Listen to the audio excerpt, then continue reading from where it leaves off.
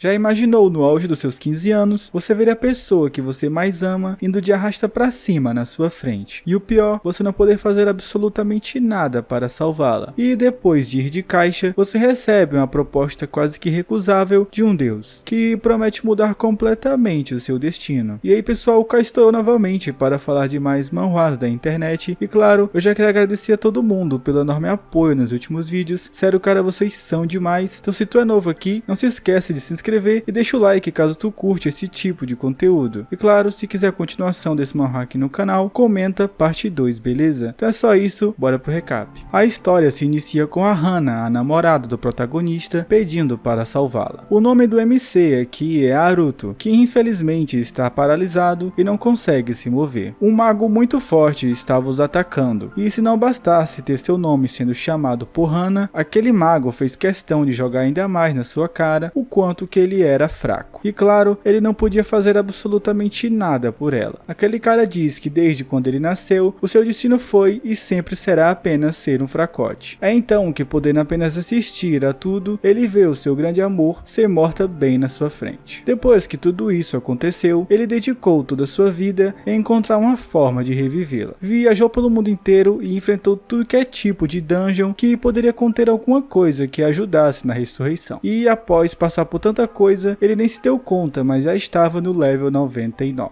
E mesmo com 55 anos, ele ainda não havia conseguido. Claro, somando todos esses anos de treino, o prota estava agora com seus 70 anos, que até mesmo para um level 99, isso não o impedia de envelhecer. E depois de matar o boss da dungeon, o seu braço estava cortado. Mesmo sabendo que estava prestes a morrer, ele disse que não teve um dia sequer que ele não tenha pensado na Hana. E mesmo quase morrendo, ele foi em direção da recompensa. E o seu último desejo era que ele queria ter a salvado. É então que depois disso, o vemos naquela forma de 15 anos, em algo bem parecido com um paraíso. E na sua frente havia um trono, e nele tinha uma certa figura que o pergunta como tinha sido a sua vida. O que deixa o Aruto meio confuso, pois para ele, o próprio tinha acabado de morrer agora há pouco. Aquele tal Deus diz que faz bastante tempo desde a última pessoa que possuía as lágrimas de Deus. Nessa hora, o prota olha em seu peito e tinha uma lágrima, o que também era a recompensa da sua última dungeon em vida. E graças a ela, ele tinha ganhado o direito de refazer a sua vida mais uma vez. E claro, se ele estivesse cansado, poderia apenas ficar naquele lugar e descansar. Porém, o Aruto escolhe viver a sua vida mais uma vez. E aquele Deus diz que teria algumas condições para isso acontecer. E uma delas é que o limite é de 20 anos. E bom, eu tenho que admitir que não deu para deduzir muito bem o que é esses 20 anos de limite. Talvez seja tempo de vida ou, sei lá, tempo dos poderes. Eu acho que só dá para teorizar isso por enquanto, já que o manhwa não explica muito bem. Mas assim, particularmente, eu acho que é 20 anos de vida, mano. Eu acho que depois que ele voltar, ele só vai ter 20 anos de vida. Bom, e depois ele também avisa que o destino é algo muito difícil de mudar. E que ele poderia morrer até mesmo antes de mudar alguma coisa. Porém, o protagonista aceita a proposta. Então aquele Deus realiza seu desejo e o permite desafiar o seu destino. Abrindo os olhos pela primeira vez, Aruto acorda olhando para os seus pais, ainda no corpo de um bebê. Começando a chorar, os seus pais cuidam dele com todo o carinho. E claro, como ele está refazendo a sua vida, ainda lembra de tudo da vida passada. Inclusive, aquela conversa que teve com Deus. Nessa hora, olhando para os seus pais, ele percebe a mudança na aparência deles. E que o seu pai ainda nem tinha barba e sua mãe sequer tinha um cabelo curto. Então assim, ele confirma para si mesmo que realmente tinha renascido. Na sua cabeça, ele confirma que vai aproveitar cada segundo dessa vez. Porém, mesmo com essa cabeça de alguém mais velho, não adiantaria muito, já que ele estava no corpo de um bebê. E tentando se mexer, ele abriu aquilo, sim meus amigos, a famosa janela de status, e a sua mãe fala com ele, já que ele parecia estar muito distraído com alguma coisa. E nessa hora ele percebe que ela não conseguia enxergar a sua janela de status. E analisando melhor, lá tinha tudo sobre ele, o que naquele mundo não era algo que se podia ver tão facilmente, sendo possível apenas ver o seu poder de existência e isso indo nas igrejas. É então que ele lembra de uma conversa que ele estava tendo com Deus, onde ele fala a Aruto que ele poderia escolher algum dom, já que o antigo dom dele era o dom da sabedoria. Então agora ele teria a chance de escolher outro. O protagonista conhecia 5 tipos de dons, porém o dom da criação, que foi o que ele escolheu, nunca tinha ouvido falar antes. Ele acredita que pode ser algum tipo de dom único, e na sua janela de status meio que confirmava esse pensamento. E apesar do seu nível de existência ainda ser apenas um, ele precisaria trabalhar muito para ficar mais forte. Motivado em mudar o seu destino, ele sabe que não tem tempo a perder. perder. E mesmo como bebê, ele tenta se levantar e por incrível que pareça, ele consegue, velho. Não é à toa que assusta os seus pais, que o dizem para ficar deitado e relaxar. Mas uma coisa que a gente não sabia é que tanto seu pai e sua mãe também morreriam. Isso quando ele completasse 8 anos. E ele já teria que ser forte o suficiente para poder impedir isso. Acontece que na noite que ele completou 8 anos, um grupo de goblins atacou o vilarejo. E nisso, o seu pai ficou para trás para salvar Haruto e a sua mãe. E claro, com 8 anos o Prota só conseguia ter medo de tudo aquilo. Porém, mais à frente, 2 goblins em cima de uma árvore acabaram encurralando a sua mãe, que depois de capturada, apenas grita pro Prota fugir. Tendo todas essas lembranças, ele sabe que não pôde fazer nada pelas pessoas que amou na última vida. Porém, que nessa segunda chance, ele iria fazer tudo diferente. E mesmo como criança, ele se dedicou ao máximo para ficar mais forte, o que fez ele fazer coisas bem avançadas até mesmo para a sua idade. Até que o tal dia chegou. No seu aniversário de 8 anos, enquanto sua mãe e seu pai comemoravam mais um ano de vida do seu filho, eles contam o quanto estão felizes do Haruto ter crescido tão bem. Sua mãe o pede para ele ir à igreja, pois quando uma criança faz 8 anos, ela recebe um bracelete mágico, o que serviria como identificação até mesmo para entrar em grandes cidades. E depois de recebê-lo, o protagonista sabe que será naquela noite que os goblins atacarão seu vilarejo, e que ele não podia apenas ver os seus pais morrendo novamente. Indo para a localização exata onde os goblins irão aparecer, ele abre a sua janela de status, onde vemos que o seu nível atual é 8, o que não se distanciava muito de uma pessoa adulta. O que continua deixando ele intrigado é o seu dom da criação, pois ele não tinha descoberto uma forma de usar aquilo, já que o pensamento natural de criar coisas simplesmente não funcionava. Ele não sabia o que fazer, mas a hora tinha chegado. Os goblins apareceram. No entanto, era apenas 3 deles. O Haruto deduz que eles seriam os olheiros. E claro, levemente nervoso, ele tenta acalmar a si mesmo, já que o próprio tinha vencido muitos monstros na vida passada. Os goblins o avistam e partem para cima. O Prota, usando uma bola de fogo, acerta um deles, que já o deixa mais à vontade no meio da luta, começando até mesmo a ler melhor os seus movimentos. E depois de derrotar os 3, ele autoconfirma que jamais poderia ir de caixa naquele lugar. Claro, como seu corpo ainda era de uma criança, o cansaço pós a luta viria bem mais forte. Ele se acha um cara de sorte, por não ser um grande grupo de goblins que apareceu naquela vez. Na sua janela de status, a mensagem que ele subiu de nível apareceu, o que deixa ele bem feliz, porém bem tonto, já que quando a pessoa sobe de nível, você meio que força o seu corpo a evoluir, causando alguns sintomas no corpo. Mas enquanto estava distraído, vindo atrás dele, um goblin apareceu, e que acabou cortando o seu braço. E o goblin que o feriu não parecia ser um goblin qualquer, era mais como algum tipo de líder para eles. Porém, pegando a sua adaga, Haruto consegue derrotá-lo, o que automaticamente chama a dezena de goblins para virem o atacar, sabendo que com seu braço cortado e a sua força atual, aquilo poderia ser muito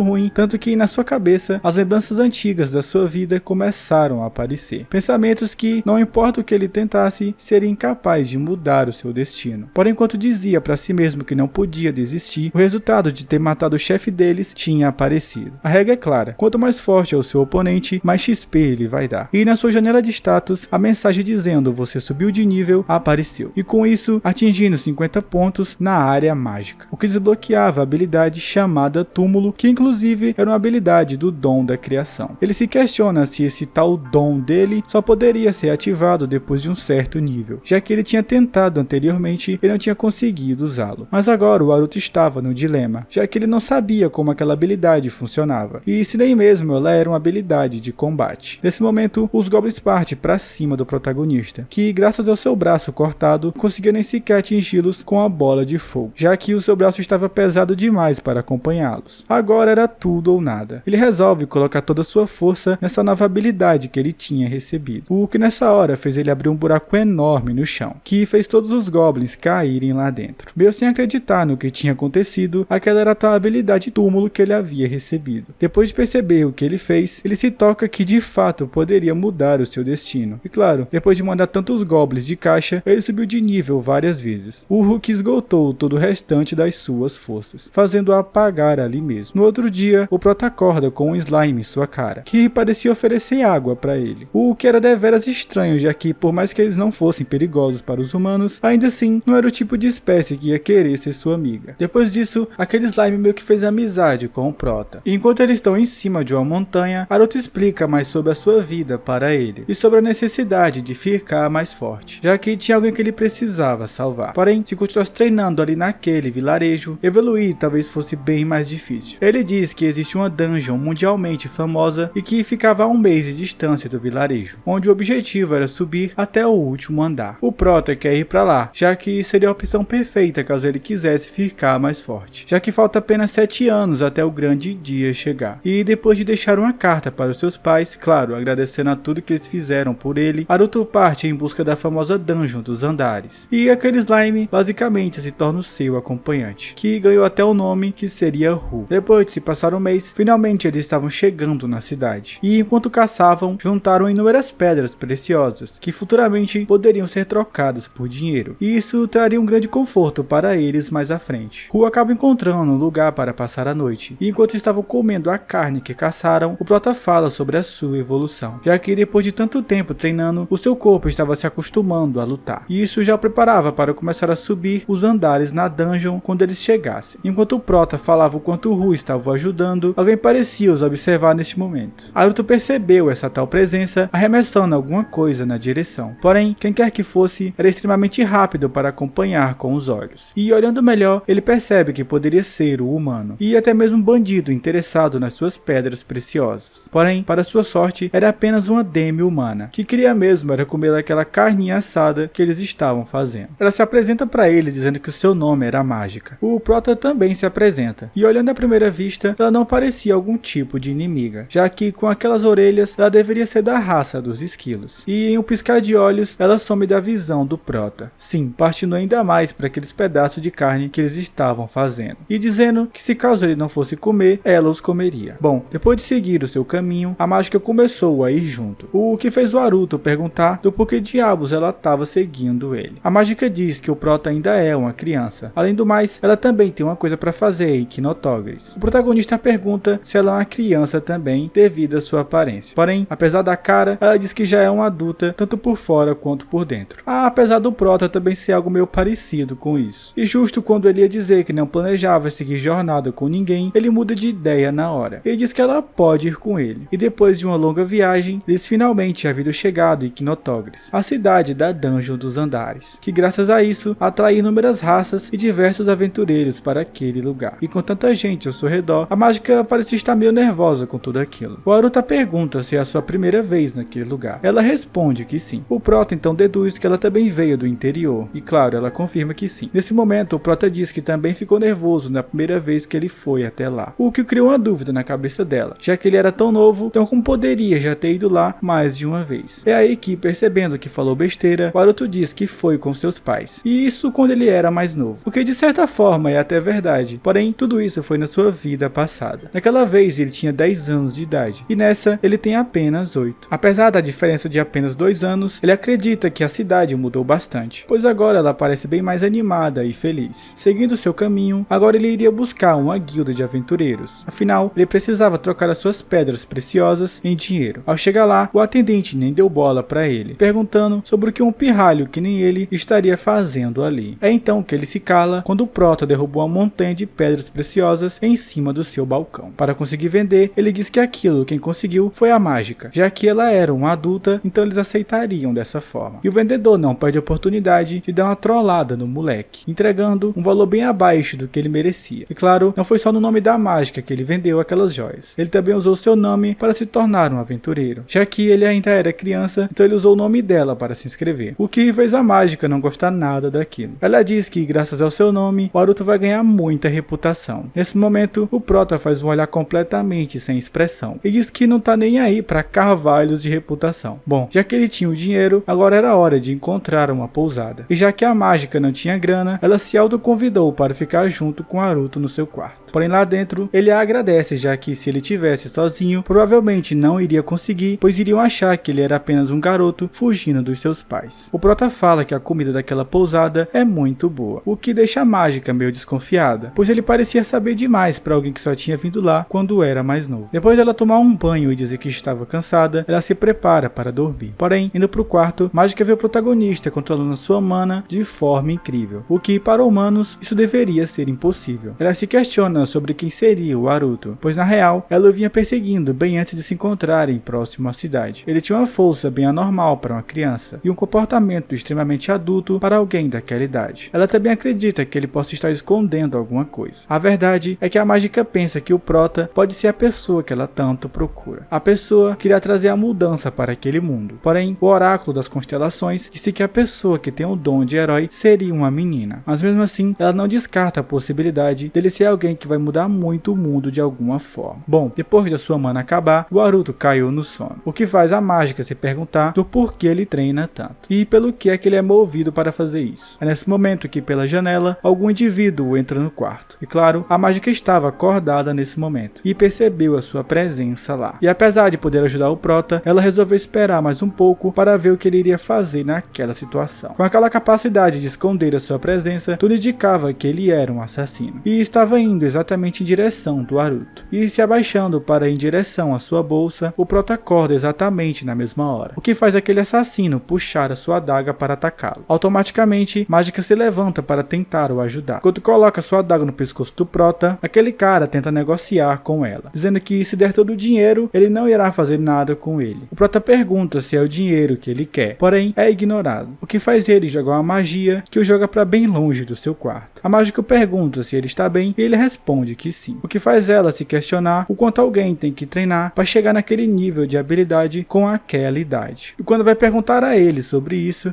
o protagonista já tinha caído no sono de novo. Ela acredita que não importa o seu futuro, aquele garoto seria algo que com certeza mudaria o destino.